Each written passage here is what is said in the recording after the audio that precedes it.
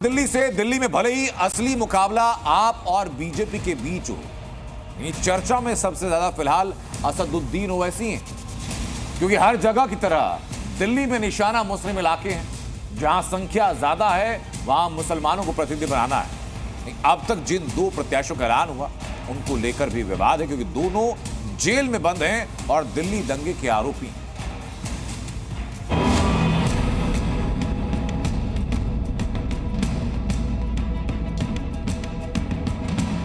दिल्ली चुनाव में ओवैसी का दंगाइयों पर दांव। ताहिर के बाद रहमान पर भाईजान मेहरबान। दिल्ली में 5 फरवरी को वोटिंग होगी। असली लड़ाई आम आदमी पार्टी और बीजेपी में है। लेकिन ओवैसी ने भी दिल्ली के मुस्लिम बहुल इलाकों में लड़ने का ऐलान किया है। मगर ओवैसी ने जिनको अपनी पार्टी का उम्मीदवार बनाया है उन पर दिल्ली दंगों के दाग हैं। अब तक AIMIM ने 2 सीटों पर प्रत्याशियों का ऐलान किया और दोनों कैंडिडेट जेल में हैं। 7 जनवरी को शफाउर रहमान खान को ओखला विधानसभा से उम्मीदवार बनाया गया। रहमान जामिया एल्यूमिनाई एसोसिएशन के अध्यक्ष हैं। दिल्ली दंगा में आरोपी हैं, फिलहाल जेल में बंद हैं। इससे पहले ताहिर हुसैन को टिकट देने पर भी विवाद हुआ था। ताहिर पहले आम आदमी पार्टी का पार्षद था। दिल्ली में दंगा फैलाने के आरोप में जेल जाने के बाद आम आदमी पार्टी से नाता टूट गया। ओवैसी ने ताहिर हुसैन को मुस्तफाबाद से प्रत्याशी बनाया है। दिल्ली दंगों के लिए बीजेपी और केजरीवाल दोनों जिम्मेदार हैं। ये दोनों नरेंद्र मोदी और केजरीवाल हकीकी भाई हैं। आज केजरीवाल साहब ने चिट्ठी लिखी है मोहन भागवत को। मीडिया ने मुझसे पूछा कि केजरीवाल साहब ने जो है चिट्ठी लिखी है मोहन भागवत को, तो मैंने कहा कि मुसीबत के समय बेटा अपने बाप को ही तो याद करता है।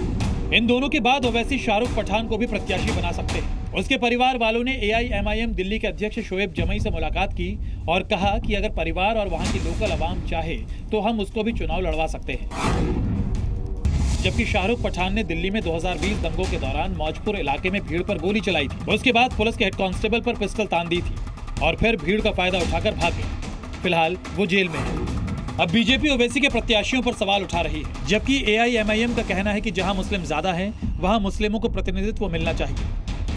किनको जिताएंगे? उस केजरीवाल को जिताएंगे जो दिल्ली दंगों के समय में खामोश थे।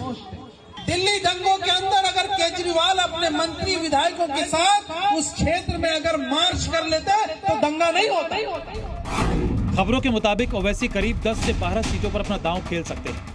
दिल्ली में 12% के आसपास मुस्लिम आबादी है, इसलिए ओवैसी को कुछ सीट जीतने की उम्मीद दिख रही है।